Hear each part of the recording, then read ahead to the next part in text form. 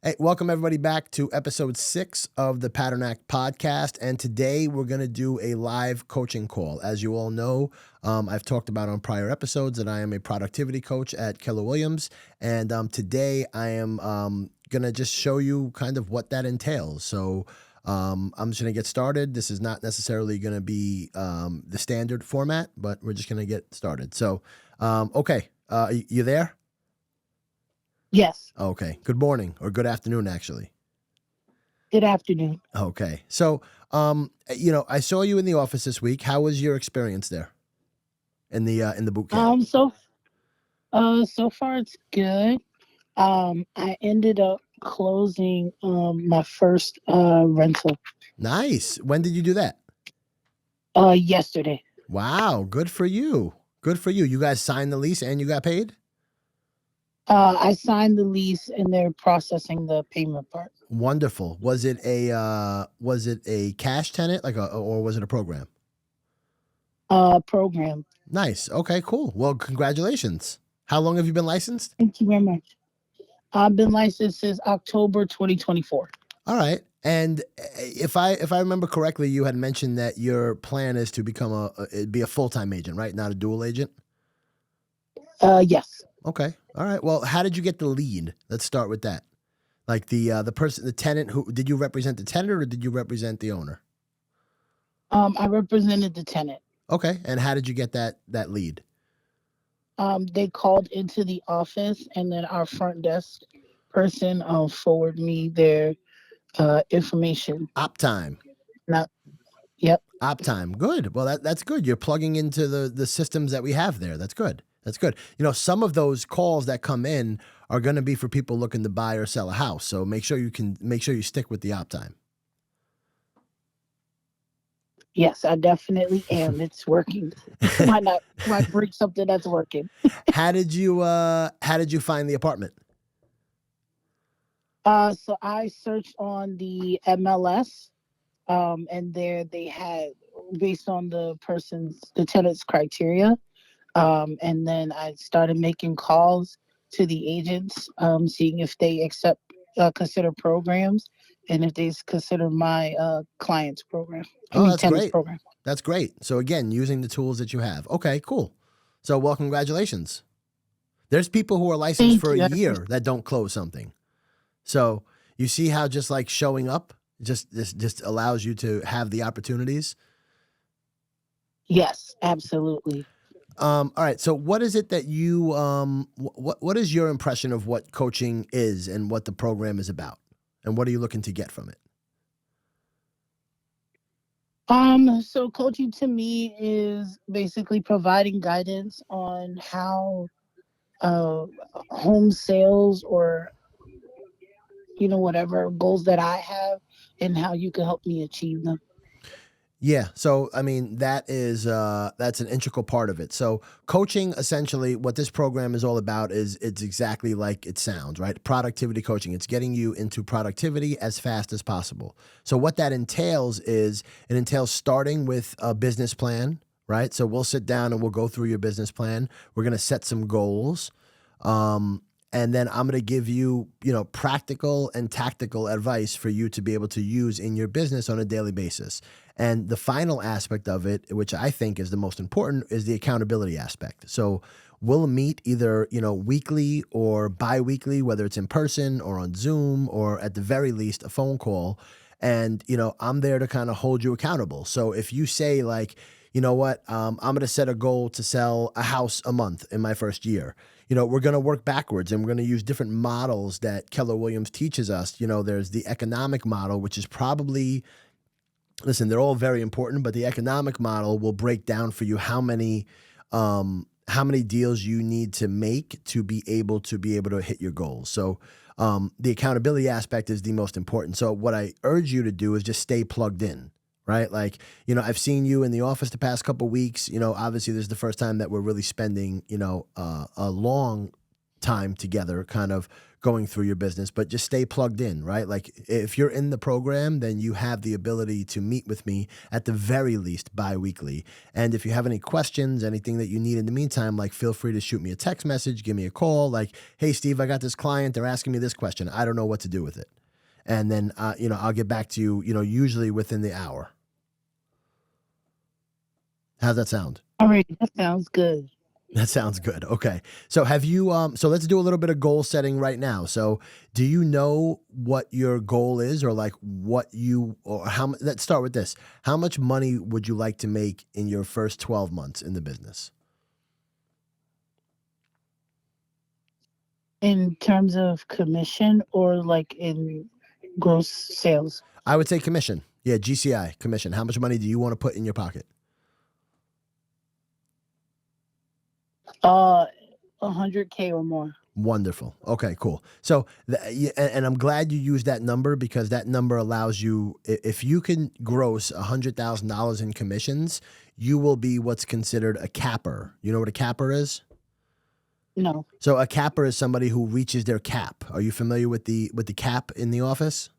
Oh, yes. Yeah. So the cap in the office is set, I believe it's at I think it's anywhere from $25,000 to $30,000 a year. And then once you hit that cap, you're at 100%. So the goal is to hit that cap as soon as possible in your calendar year. Now it resets every year. So if you join the company in October, it resets every October. Does that make sense?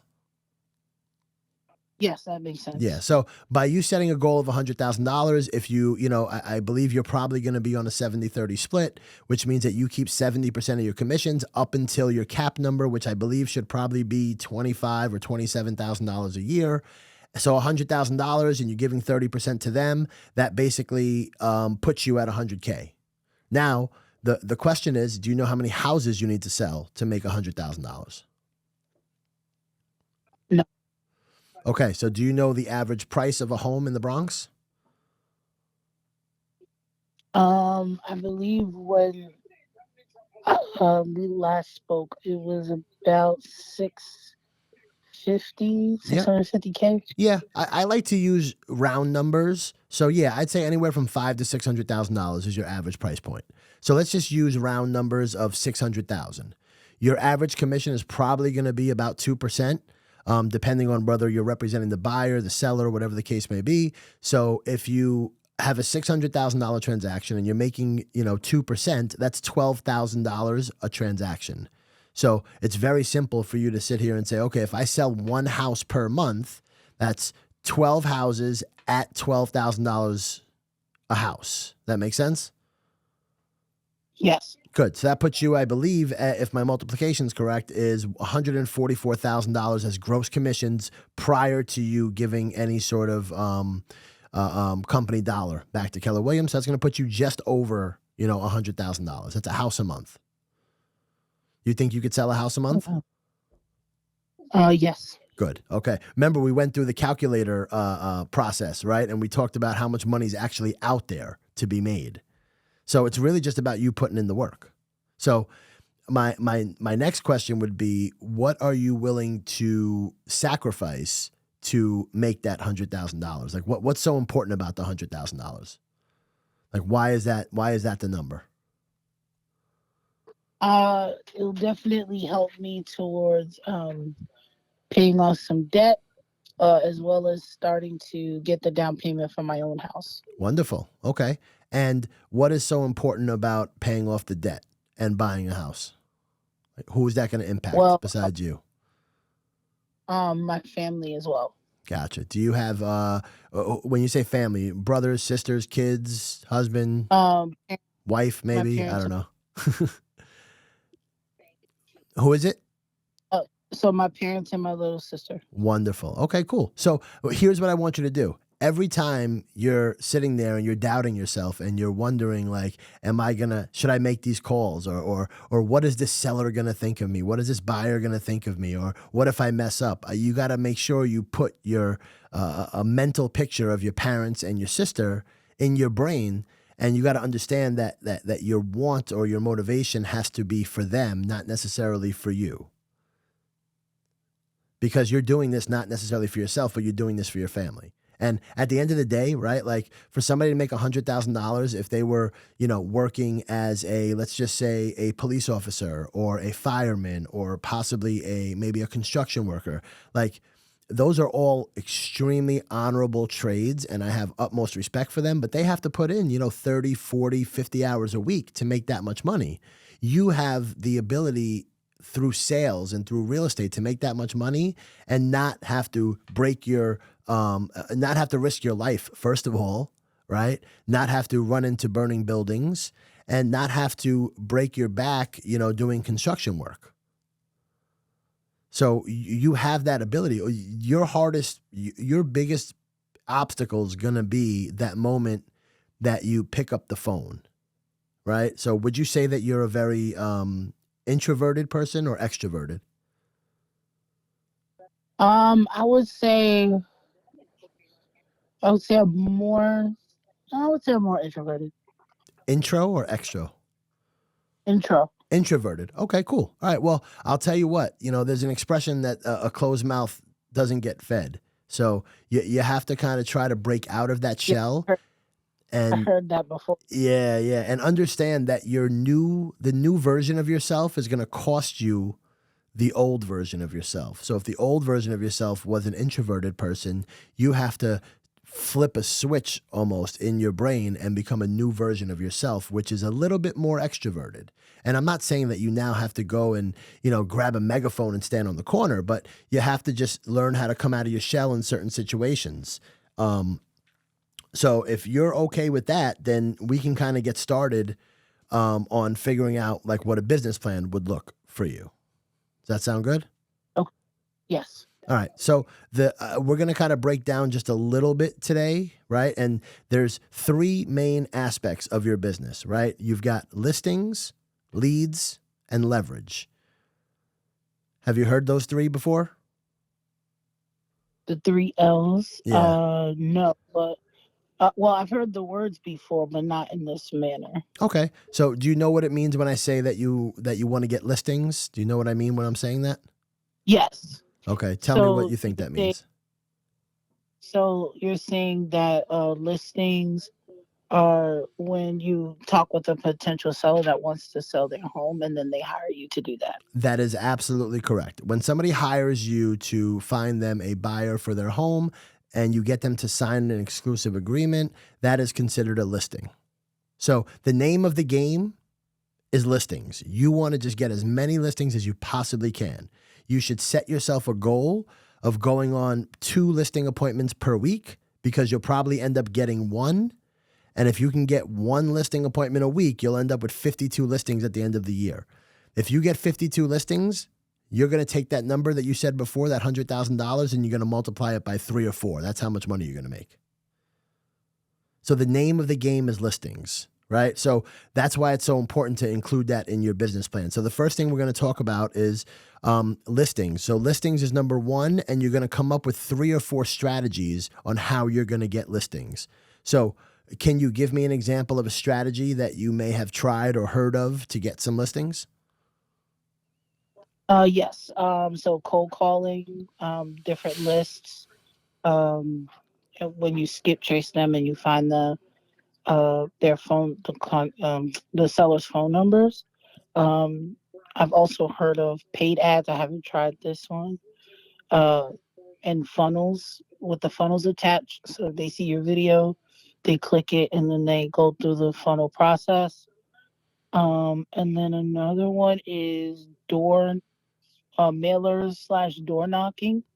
That kind of combo where the person goes to, like the agent goes to different houses within the area and they knock on the door and see if the seller is looking to sell or make that connection. Or you could do that by mailers as well. I mean, you just gave me 5 or 6 of the best strategies out there, right? So let's just kind of break that down just a little tiny bit, right? So the first thing that you had mentioned was cold calling, right? Yes. So cold calling can be, it depends on what type of list you're calling, right? So like you can cold call, and again, everything has to be TCPA compliant. You know what that means, right? Like if somebody's on the do not call registry, you cannot call them. So you got to make sure Correct. that any list that you're working on is TCPA compliant. That's extremely important. But assuming that everything is in a TCPA compliant manner, right? You can call people who are for sale by owners. You can call people who are expired listings, or you can do what's called circle prospecting. Circle prospecting means like, hey, I have an open house on 123 Main Street. So what I'm going to do is I'm going to circle prospect the area. I'm going to call the homes that are immediately located near Main Street and invite them to the open house. That's circle prospecting. So what we'll do through coaching is we'll identify what type of cold calling you want to do and you feel most comfortable with, and we'll come up with the game plan for that. You mentioned door knocking and mailers. So those are two different things, right? Mailers are a very hands-off sort of process, right? Like you literally just have to design the postcard, hire the company, buy the stamps, and mail the stuff out. Door knocking is you're literally going out there and you're knocking on doors. So and I think when it comes to door knocking, you still have to be TCPA compliant, and you might not necessarily be able to do door knocking right now. So you got to make sure you check with the office if you're able to do that or not. So, but again, those are all very good strategies. So what we're going to do is we're going to break down, 3 or 4 of your favorites, and then we're going to focus on a plan for each one of them, because the most important thing that you could do is develop a system. So do you know what I mean by a system? Yes, a process of how I'm gonna do each of the strategies. Exactly. Like, for example, you call a for sale by owner and you have a great conversation, but they say, hey, you know what? I'm not just ready to list just yet. Why don't you try me back maybe in, 3 months or 4 months? So what you want to do is you want to make sure maybe you would do something, and I'm just going to give you some examples, right? Like maybe you would follow up with an immediate text message with your business card. Maybe 2 days later, you would send them a text message. Maybe 2 weeks later, you would send them a postcard in the mail. And maybe 3 weeks later, you'd give them a phone call just to kind of check up on them. And that would be like your, 5-point system, right? And you got to create these systems, because the systems and the models are what's going to give you the most advantage in this business. Most people just wake up in the morning. Most agents wake up in the morning and literally they just jump on the phones and they'll make 200-300 calls on a dialer, not get any appointments, and then not follow up with anybody that they actually had good conversations with. So what we're going to do is build systems around everything, and this is all stuff that I'm going to guide you on, but it's going to be your system, not mine. Does that make sense? Yeah, that makes perfect sense. Okay, so that's listings. Now we're going to talk about leads, right? So listings, leads, leverage. I want you to remember those 3 things. They're called the 3 L's, right? So leads, what is your understanding of what I mean when I say leads? Potential tenants, potential buyers, potential sellers, and landlords too. Perfect. So we're going to do the same thing, right? Like we're going to outline maybe 3 or 4 different strategies for you to get leads, right? Like I'm going to give you a perfect example, right? There's some agents out there that do monthly giveaways. So what they'll do is they'll go to I don't know, where do you live? You live in the Bronx?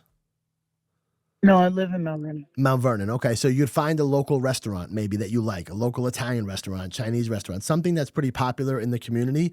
And maybe you'll buy a $100 gift card. And what you'll do is you'll tell people that, hey, sign up for a giveaway that I'm going to give away a $100 raffle or a $100 gift card to this restaurant. And you'll get people to actually possibly register on your website, and they'll put their name, email, phone number. Now, those people might not have a real estate need, but at that point, you could then call them and at least introduce yourself to them. And if they don't have a real estate need, maybe they might know somebody who does have a real estate lead. You know what I mean? Or need. So that way you could build your database, because your database is going to be the most important thing. So what we're going to do is come up with like different strategies like that for you to get leads. Now, you had mentioned when we were talking about listings, running paid ads, and that is an extremely effective way. But I want you to think of your business as being prospecting based, marketing enhanced. Do you know what that means? No. Okay, so do you know the difference between prospecting and marketing? Yes, prospecting is more when you are seeking.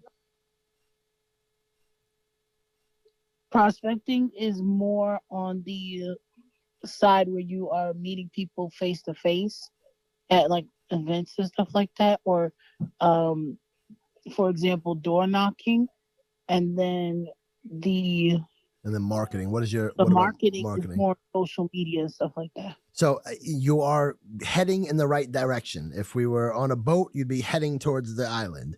But I want to just make sure you get there a lot faster. So the difference between prospecting and marketing is very simple. It's dollars, right? Marketing is you spending money to get leads. Prospecting is you spending what's called sweat equity.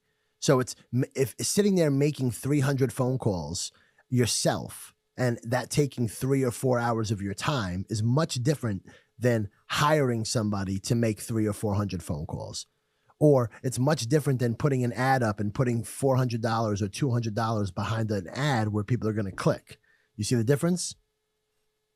Yes. So prospecting is basically using sweat equity. Marketing is spending dollars. So where I'm going with this is that your business wants to be prospecting based, which means that you're going to be on the phones as much as possible in the first couple of years. And probably throughout your entire career, you want to be on the phone. But depending on how big you want to grow your team, that will, or your business, that will change. So you want to be prospecting based, but also sprinkle in some marketing. Because people who are the opposite, more marketing based and prospecting enhanced or more based on marketing, they can't control the dollars, right? Like the cost of a lead today will probably cost you anywhere between, for a buyer, it's probably 10 to 15 bucks. For a seller, it could be all the way up to $50. And you don't know, you can't control it, right? Like you have these companies out there, and I don't want to say their names, but like the Z company and the R company, like they sell leads back to you, but they just raise the prices every single year. So you want to make sure that you're building a business that's more sweat equity and prospecting based. And that's what we're going to do through coaching, is teach you how to lead generate through prospecting. And of course I'll help you. Like, if you wanted to, do some marketing, like it's not like I'm not going to help you. But I'm just saying that we want to start, especially your first year, with being more prospecting based. Okay, that makes sense. Okay, so that leads us to the last thing, which is leverage. So what is your understanding of leverage? I feel like it could be towards having control of the deal. Okay. So wouldn't that be in relation to, like, that's why they say get listings over being a buyer's agent? So yes, right. So you're heading in the right direction, right? So leverage can be the way I teach leverage and the way I was taught leverage is it's either people or technology, right? So for example, just to your point, when you were saying that if you have listings, you will have more leverage. And the reason why they say that, and you're absolutely correct about that, is because if you take a listing and you put a sign in the ground, you're going to have buyers calling you. So now you're leveraging the house to get more leads. Does that make sense?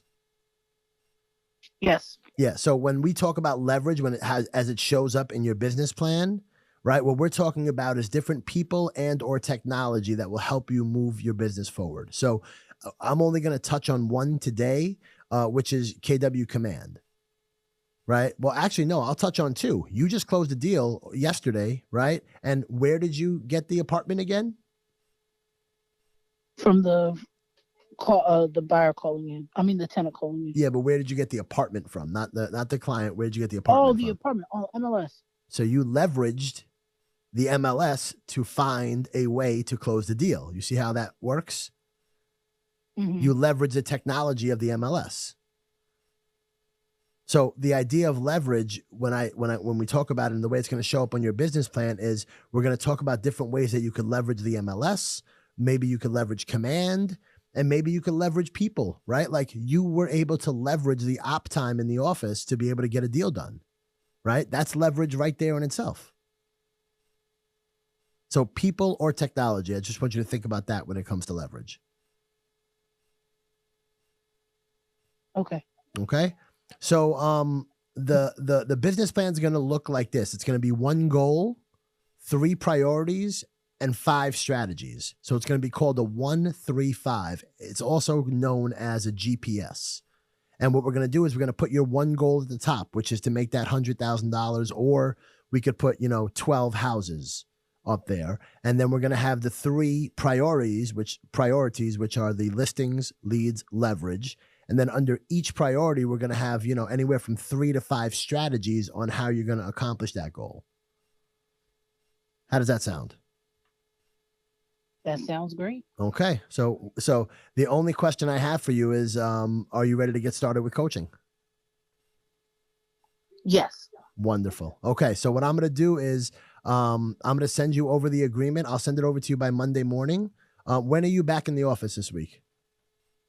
I'm going to actually be there on Monday. Wonderful. So I will see you there Monday morning. Do me a favor. When we hang up, just text me over your email address and your full name, and then I'll send it out to you by Monday morning. And then what we'll do is we'll schedule our follow-up call to this, and we'll start building out your business plan. Alrighty, sounds good. Okay. You have a wonderful weekend, and thank you so much for for allowing me to be flexible with the timing. I really appreciate it. No problem. Thank you so much. Okay. Steven. And if you have any questions in the meantime, please feel free to just reach out, shoot me a text, or if I don't answer the call, just shoot me a text. Alrighty, sure will. All right. Take care. You too. All right. Bye-bye. Bye-bye. So that was a perfect example of a brand new agent that has joined the office. And that was kind of how I go through the productivity coaching. You could see that I was asking a lot of questions because I want to understand and meet them where they are. So if you are considering coaching, then please feel free to reach out to me. But this is what I do. This is literally like I do probably 5 or 6 of these a week. And, I hope you guys got some insight into that aspect of my business. And this has been episode 6, and I'll see you guys next week. Take care.